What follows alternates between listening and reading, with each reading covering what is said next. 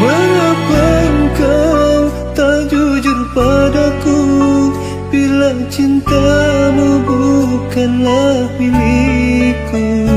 Mengapa engkau tega hianati kesungguhan rasa yang selama ini ku puja?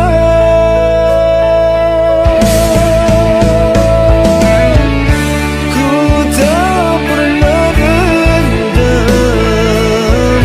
walau kau tinggal